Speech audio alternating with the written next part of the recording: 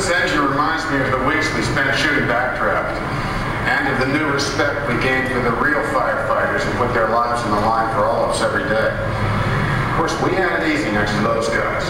We could yell cut when things got too hot. And our effects guys spent months planning and testing, learning everything they could about fire and its behavior, figuring out how to put the right kind of fire only where we wanted it and only when we wanted it. Meanwhile, another team of effects wizards were hard at work creating an intricate model for shots to intercut with our live action. In this sequence, the roof of a burning building splits right down the middle, with Billy Baldwin barely managing to stay one step ahead of the flames.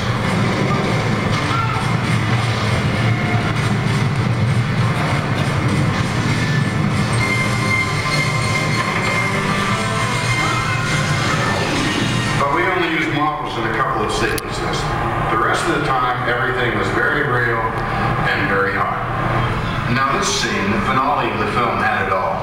During the chemical warehouse fire, a giant catwalk gives way, and Kurt Russell's character is just barely able to catch me. And I'm here to tell you this was real. Flames above, flames below, and Kurt and I hanging right in the middle of a firestorm. Let me go, Bo! You go! We go! Put me in a harness and pulled the cable through my coat, through Kurt's coat, then attached it to the catwalk.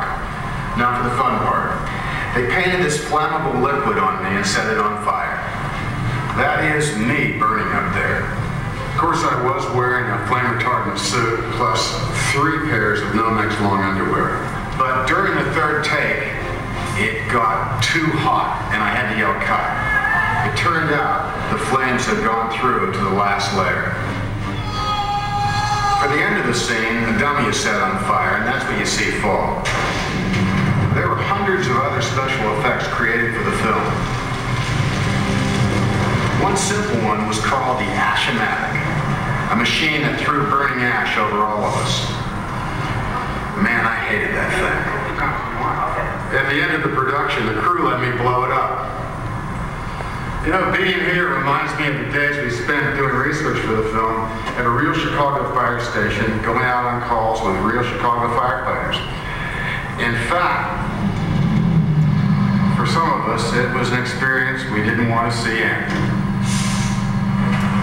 Well, there's nothing quite like a ride in a fire truck. Hi, I'm Kurt Russell. You know, of course, backdraft isn't just about great fire effects. It's also about some very real American heroes. Firefighters themselves. They labor day in and day out to make our lives safer. Some of the fires they face can be absolutely incredible.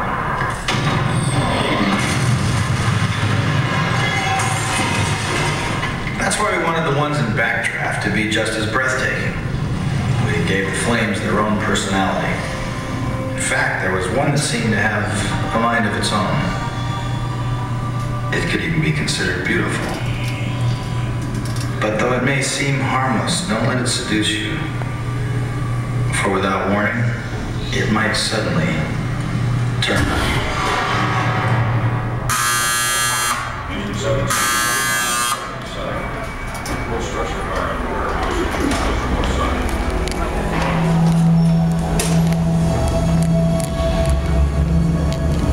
Okay, people who are walking, need to go all the way down. Keep moving, don't stop. Need you to go all the way down, everybody. There you go, all the way down. Now, here's the scenario. This is the chemical warehouse finale of Backdraft. We're dealing with real fire here, so stand between the yellow lines and listen to your production assistant. Effects, very obvious. See, make it too intense for small children. Hey, make it too intense for adults. If anybody wants to leave before we start, just head out the exit doors on the far end of the set. Oh, and do not put your children on your shoulders or on the railings. Not a smart move at all.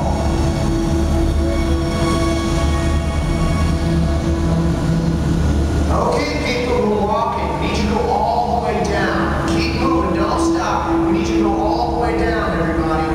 There you go, all the way down. Now, here's the scenario. This is the chemical warehouse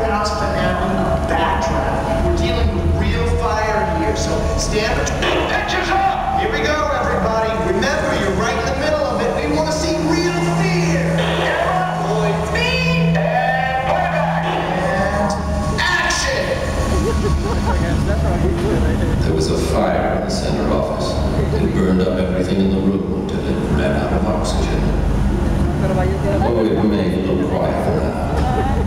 That is its deception. You're hiding inside of